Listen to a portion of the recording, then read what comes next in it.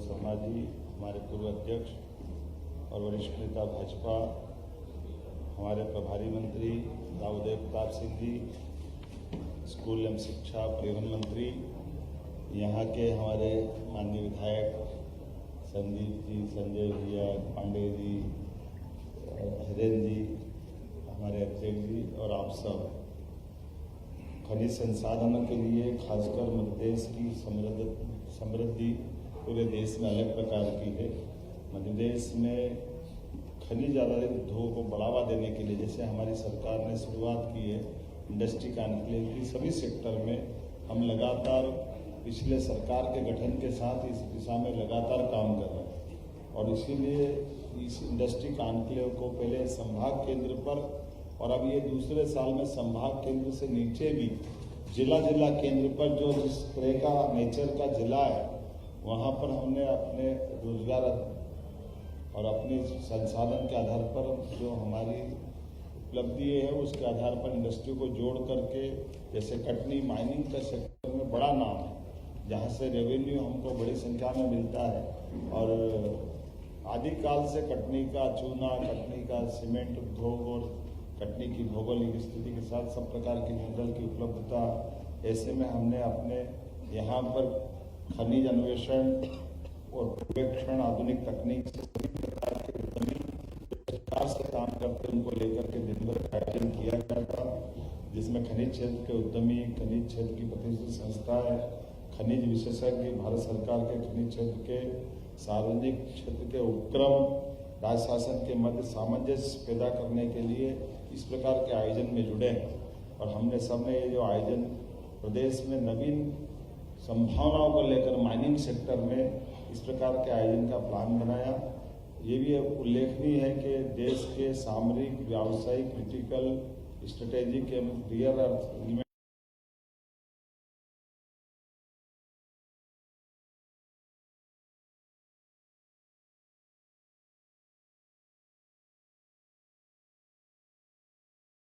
उत्साह का संवर्धन किया गया कि हमारे लिए सौभाग्य की बात है। जो आयोजन हुआ इसमें विषयवार हमने अपने पीएस माइनिंग उमाकांत उमराव जिनने मध्य प्रदेश के खनन क्षेत्र में अवसर और हमारे एमएसएमई और हेवी इंडस्ट्री के पीएस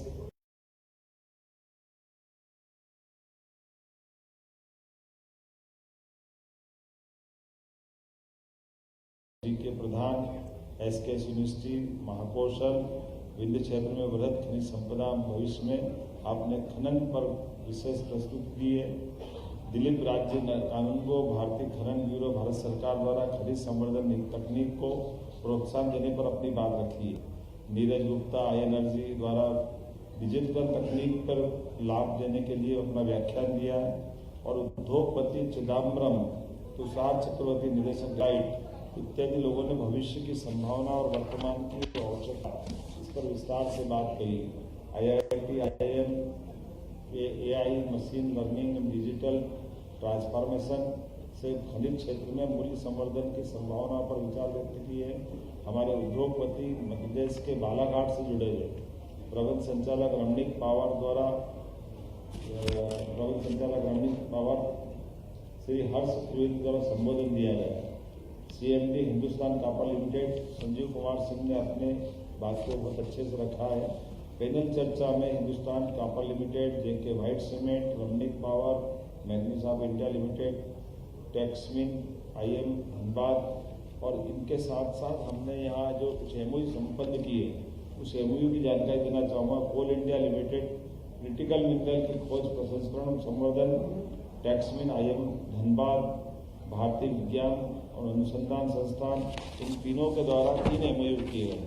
1-to-1 वीडियो कॉन्फ्रेंसिंग के माध्यम से कोई कलकत्ता से जुड़ा, कोई श्रीलंका से जुड़ा, कोई हैदराबाद से, ऐसे स्वनाम धन्य बड़े बड़े नाम हमने अपने इस आयोजन के माध्यम से उनकी संवाद करते हुए उनकी अपने निवेश की घोषणा भी हुई है और चर्चा भी हुई। जैसे राजीव मुद्रा ये बंगाल से कलकत्ता से जुड़ करके, मैंने कहा भी कि दीदी से भैया की तरफ हमारे कलकत्ता बंगाल की तरफ से वो आकर के मध्य प्रदेश से अपना व्यापार व्यवसाय जोड़ना चाहते हैं।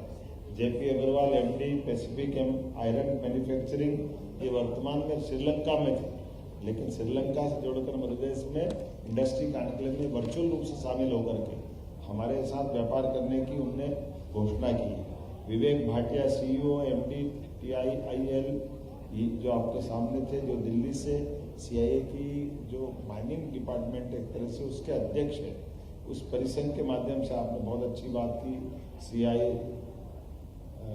NCL और बाकी नाम तो मैंने आपको बता ही दिया, ऐसे बहुत सारे लोग।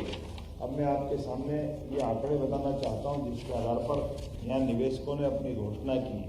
सिंघल बिजनेस प्राइवेट लिमिटेड जो हम पे ऐसी इंडस्ट्री कॉन्क्लेव पे कांग्रेस के अध्यक्ष ने प्रश्न उठाया था, ये उनके लिए सबक कि अगर हम राज्य की बेहतरी के लिए काम कर रहे हैं और अगर हम अपने लोगों को रोजगार दिलाना है, युवाओं को, और युवाओं की संभावना के साथ गरीब, महिला, किसान, युवा सब सेक्टर में अगर हम अपनी संसाधनों के बलबूते पर देश और दुनिया के साथ उद्योग व्यापार जोड़ रहे हैं, तो ये उनको सबक है। उनकी सरकार ने तो कभी कुछ किया नहीं, उन्होंने कभी जीवन में कटनी, सागर, सतना, रीवा, पन्ना कभी सोचा भी नहीं। वो तो इंदौर में भी भूल से 2-4 साल का एक आध बार करती है, अदरवाइज क्या स्थिति थी। लेकिन हमने इंडस्ट्री कॉन्क्लेव कराई, उसका परिणाम बता रहा है। Singhal business private limited coal gasification एवं नौकरणी उद्योगारा, यहाँ इस कटनी के अंदर 15,000 करोड़ के निवेश की घोषणा की। Windmill resources private limited graphite beneficiation, आपके माध्यम से 850 करोड़ के निवेश की घोषणा हुई। रामनी पावर एंड एलाइंस द्वारा स्पॉन्ज आयरन प्लांट और फेरो अलायंस यूनिट्स का 1,850 करोड़ 1,850 करोड़ के निवेश की उनने आज यहाँ MOU किया है।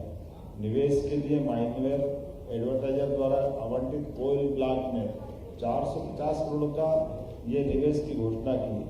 महाकौशल रिफैक्ट्रीज द्वारा 90 करोड़ की, सायन ग्रुप द्वारा लोएस्ट बेनिफिशिएशन पेलेट प्लांट और लोहा आधारित विभिन्न प्रकार के उत्पाद के लिए 3,000 करोड़ का, और बॉक्साइट कैंसिलेशन द्वारा 950 करोड़ का। और नीलामी किए गए हमारे कोल ब्लॉक की अगर आंकड़ा बताएंगे जो भारत सरकार के माध्यम से कराते हैं, ये लगभग 32,774 करोड़ का आंकड़ा है। अब ये आंकड़े बोल रहा हूँ, इसका मतलब है कि आप समझ सकते हैं कि हमारे एक एक आयोजन के दरमियान उसकी कितनी तैयारी हमारे अधिकारी करते हैं, कैसे विश्वास हमारी सरकार पे बना हुआ है कि उद्यमी अपनी आंख न केवल उद्यम लगाने के लिए बल्कि बड़े आंकड़े के साथ खड़े हैं। ऐसे नीलाम किए गए कोल खनिज के 2 ब्लॉक के लिए 1,450 करोड़ का हमने अपने इस कोल वास्तरी के माध्यम से इस पर काम करने वाले हैं। सब मिलाकर के अगर आंकड़ा देखो तो 56,414 करोड़ का यहाँ हमारे लिए व्यापार व्यवसाय की संभावना बनी। इसका मतलब है कि ये अपने आप में अभी तक का हमारा सबसे बड़ा आंकड़ा है। जैसे मैंने कहा कि जिले जिले के अंदर इंडस्ट्री कॉन्क्लेव करते, और मैं तो अपने कांग्रेस के मित्रों से भी कहना चाहता हूँ कि आज इस बात का समय नहीं है कि हम एक दूसरे पे इस तरह की बात करें।